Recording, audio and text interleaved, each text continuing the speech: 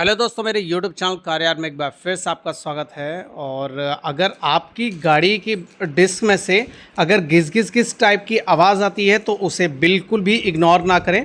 ये जब आती है जब आपकी ब्रेक बिल्कुल घिस चुकी होती है और मेटल टू मेटल रगड़ रहा होता है। ये देखिए, अगर मैं ब्रेक से कंपेयर करूं तो इतना ज़्यादा जो ब्रेक का मटेरियल है वो पूरा घिस चुका है और ब्रेक डिस्क से ये रगड़ता है तब ये आवाज़ आती है और इसकी वजह से आपकी ब्रेक भी फेल हो सकती है। तो ऐसी गलती ना करें, इस आवाज़ को अवॉइड ना करें। वीडियो अच्छी लगे तो लाइक करें, शेयर करें और प्लीज़ सब्सक्राइब करें।